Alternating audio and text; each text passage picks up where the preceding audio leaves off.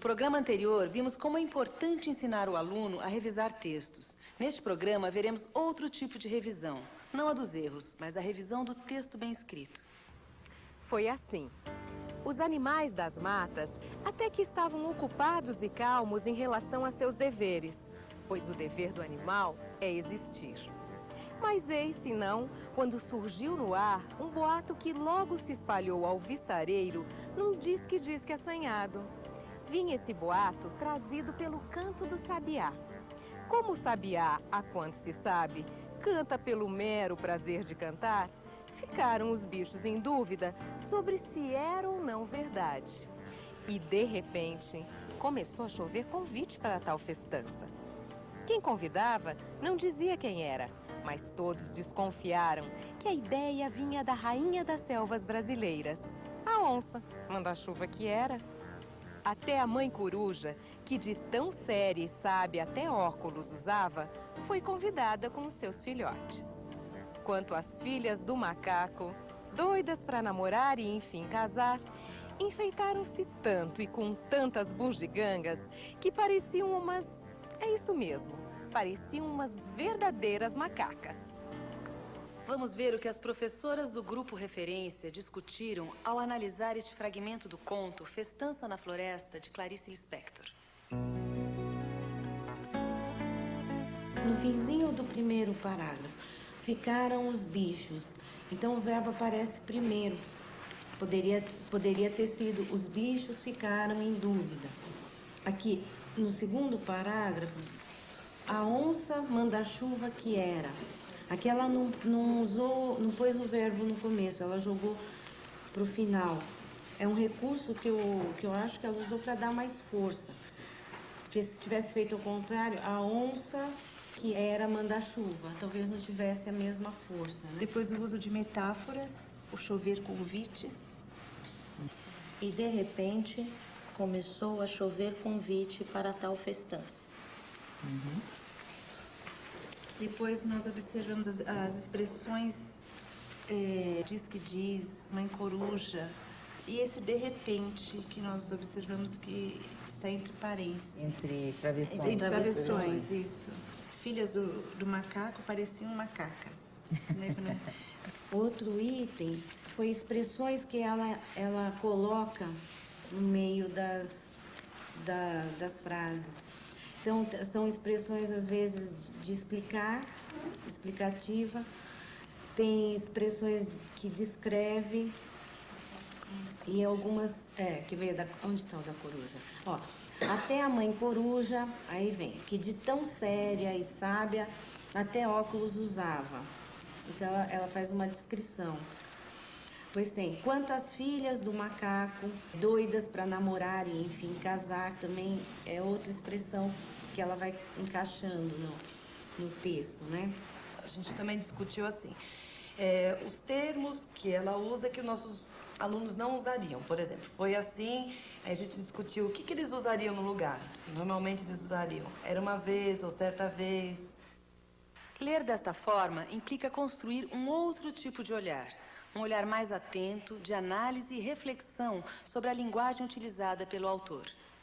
A gente estava achando que apenas a leitura garantia que ele escrevesse bem. Quer dizer, faltava essa reflexão, então, sobre... Não sei, para algumas crianças a leitura até pode ser suficiente. Mas esse é uma outra situação de reflexão. É uma outra coisa. De repente, você cria um outro contexto onde todos os olhos se voltam para um texto e você começa a pensar sobre como foi que o autor conseguiu esse efeito, que é tão agradável para a gente, mas a gente não sabe exatamente como ele conseguiu. Aí, a hora que você começa a cavucar o texto, você começa a encontrar uma possibilidade de leitura dele, e não é técnico isso, hein? Nós não estamos nomeando, não estamos definindo. Eu tomei o cuidado para que a gente não fizesse isso. Eu me policiei para não fazer também. Não fazer o quê? Não tratar isso como um conhecimento técnico. certo? Não é isso. O que se está fazendo é um contexto, é criando uma situação de reflexão sobre a forma que ela usa no texto. Eu perguntaria assim, você acredita que com esse mesmo tipo de texto, numa primeira série, daria para a gente fazer essa análise que nós adultos, professores, leitores, fizemos? A mesma? Não, evidentemente. Outra, quer dizer, mas na verdade cada pessoa que analisar esse texto vai olhar ou coisas diferentes ou as mesmas coisas de outra forma, né? A questão é o seguinte, todas as pessoas são capazes de olhar para um texto como um objeto sobre o qual se pode pensar? Todas. Pequenas, grandes, adultos, sabendo ler ou sem saber ler. Todas elas podem olhar para um texto, certo? E pensar sobre ele.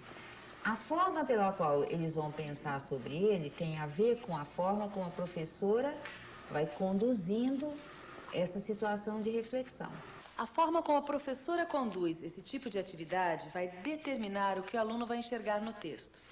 São situações didáticas em que os alunos e professora buscam encontrar no texto os recursos utilizados pelo autor.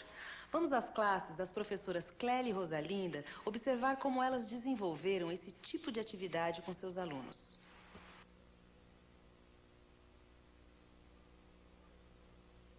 Hoje eu trouxe um texto da Clarice Lispector chamado Felicidade Clandestina. Eu vou ler para vocês. A gente vai parando um pouquinho, pedaço por pedaço, para ir conversando que partes que vocês acharam interessantes, tá? O que vocês acharam que a autora escreveu, que foi interessante, que chamou a atenção de vocês. Então lá, Felicidade Clandestina, Clarice Lispector. Ela era gorda, baixa, sardenta e de cabelos excessivamente crespos, meio arruivados. Tinha um busto enorme, enquanto nós todas ainda éramos achatadas. Atrás escrevia com sua letra bordadíssima palavras como data natalícia e saudade. O que vocês acharam desse pedaço que a Clarice está começando a contar? Eu gostei que falou que ela escrevia com a letra bordadíssima. Quando ela fala de uma pessoa, ela fala tudo que a pessoa é, tudo que a pessoa tem. Por exemplo, como assim? Por exemplo, ela desenhou uma moça, então ela mostrou que ela é gorda. Valia mais do que me dar o livro, pelo tempo que eu quisesse. É tudo que uma pessoa, grande ou pequena, pode ter a ousadia de querer. Eu gostei da ousadia. A palavra que ela usa, ousadia. Fingi que não sabia onde guardar o livro. Achava-o, abria-o por alguns instantes. Criava as mais falsas dificuldades para aquela coisa clandestina que era a felicidade. A felicidade sempre iria ser clandestina para mim. Eu gostei que ela pôs no texto felicidade clandestina. E o que você entendeu que é felicidade clandestina? Eu entendi que é uma felicidade escondida.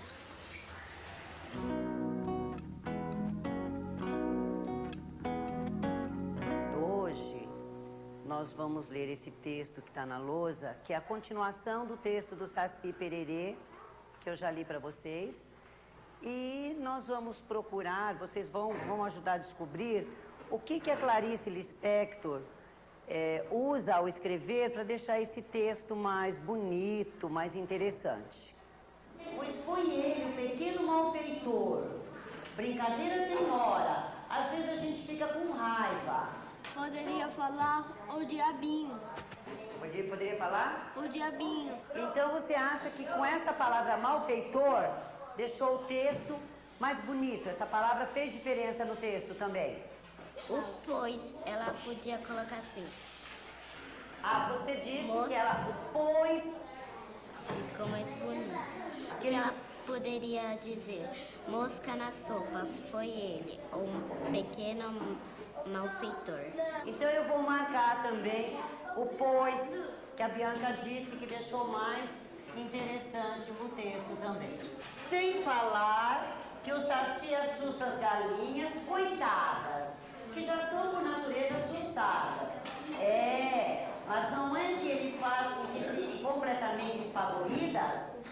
Favoritos.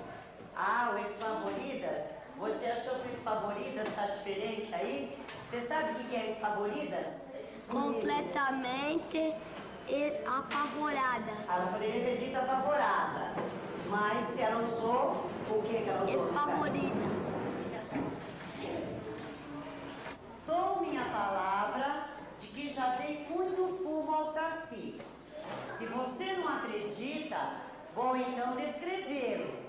Usa na cabecinha sabida uma carapuça vermelhíssima e escandalosíssima. Tem a pele mais negra do que carvão em noite escura, uma perna só que sai pulando e, é claro, um cachimbozinho aceso, porque ele tem, como eu, o vício do fumo. O que você achou, Renato? A vermelhíssima. Ah, vermelhíssima. Escandalosíssima. Escandalosíssima. Tem mais uma. Mais uma o quê? Palavra aí. Ah, mas outra coisa que você achou? O que você achou?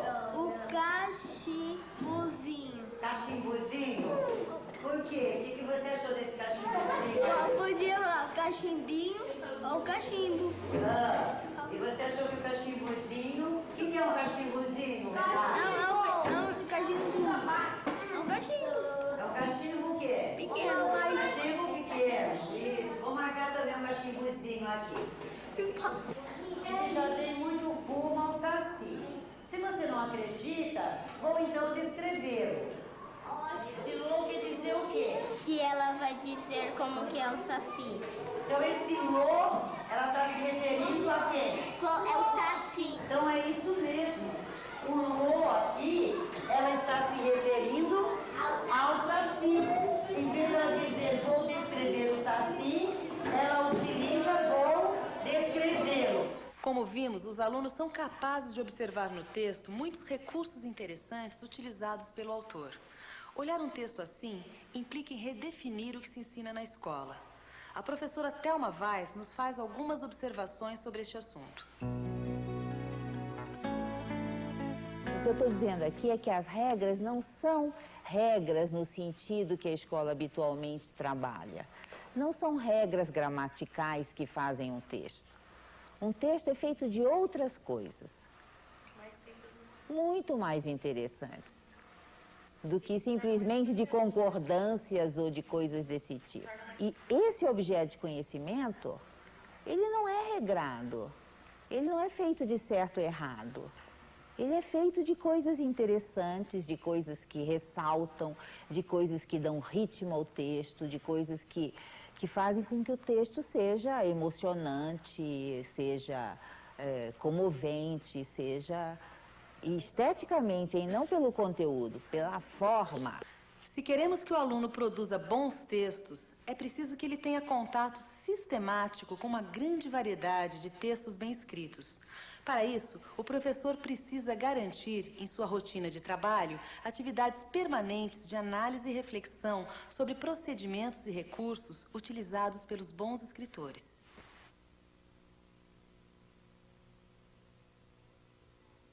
Hoje a atividade que eu desenvolvi na minha sala foi de revisão de um texto bem escrito. Eu escolhi uma crônica do Paulo Mendes Campos, O Médico e o Monstro, que eu achei que se adequava mais à minha sala.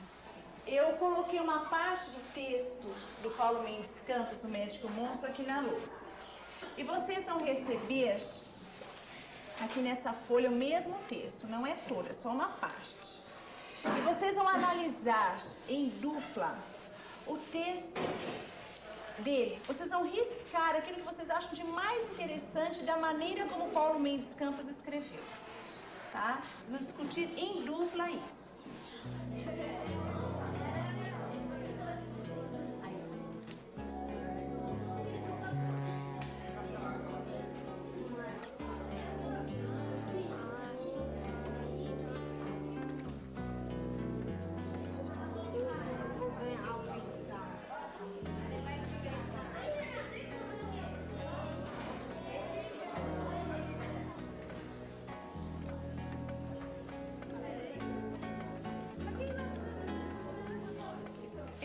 pedir para o Bruno. Bruno, eu vi a sua discussão com o Ricardo, eu gostaria que você falasse para mim o que vocês estavam discutindo sobre o texto do Paulo Mendes Campos.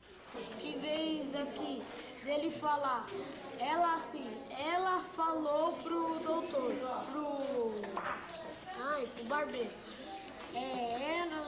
Ele pôs a enfermeira prestava informações. Você colocou que o Paulo Mendes Campos, ao invés de colocar a enfermeira falou, o médico falou, ele utilizou outras palavras, não é? A enfermeira presta informações, 2 pontos. Veja se é isso, Bruno. Depois aqui, a enfermeira continua, 2 pontos.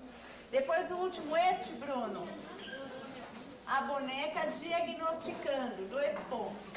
Então, o que a gente observa é que o autor, ele não coloca, como muitas vezes a gente observa nos textos de vocês, assim, a enfermeira fala, o médico disse.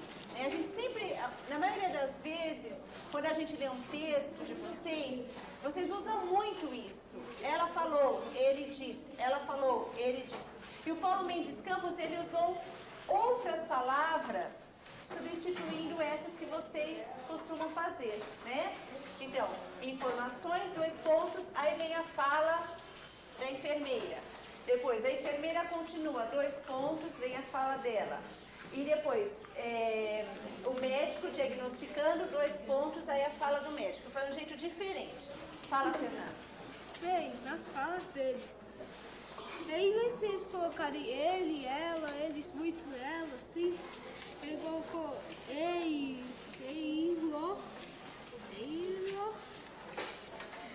bater nele. Não colocou. Ela bateu nele, ele vai falar essas coisas. Não repetiu. Muitas palavras. Olha, o Fernando e o Bruno observaram isso aqui, o eilo e o bater-lhe. Vocês estão lembrados que quando nós fizemos a revisão de causos, a primeira revisão, que vocês repetiam muito o ele, ela, dele. Então, esse foi o jeito que o Paulo Mendes Campos encontrou de não ficar repetindo tantas vezes o médico, ele, a enfermeira, ele. Então, ele usou aqui pronomes, o lhe, o lo, para não repetir tantas vezes como aconteceu no texto de vocês. Professora, ela tem um jeito engraçado de escrever aqui, eu achei interessante. Ele tem um jeito engraçado de escrever? Aonde você achou um jeito engraçado? Leia para a professora. Esta menina é boba, mesmo não gosta de nutrição nem vitamina, mas a irmã dela adora. Então a Roberta e a Érica, elas disseram que o Paulo Mendes Campos tem um jeito engraçado de escrever. Então foi isso aqui, Roberta. Aqui, essa menina é boba mesmo, não gosta de injeção nem de vitamina, mas a irmãzinha dela adora. Agora o Cristiano e o Wesley, eles observaram outras coisas, não é? Vamos lá, Cristiano.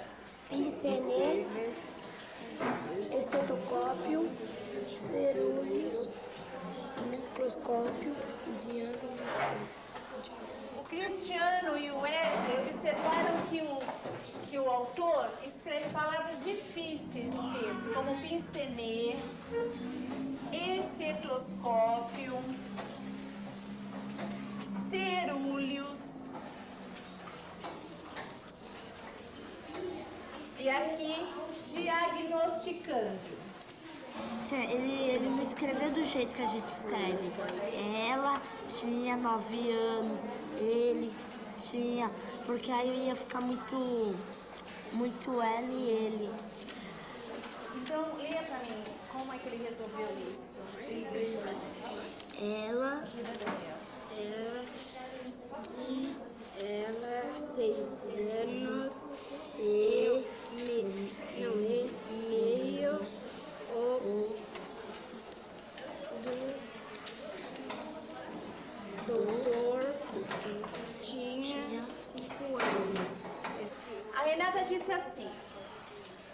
que muitas vezes ela encontra em textos, até mesmo o jeito dela escrever, né, Renata?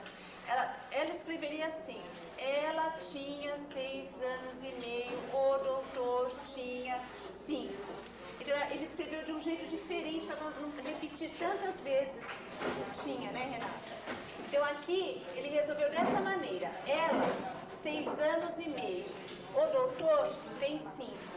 É um jeito diferente de ele escrever do que você está acostumada, não é?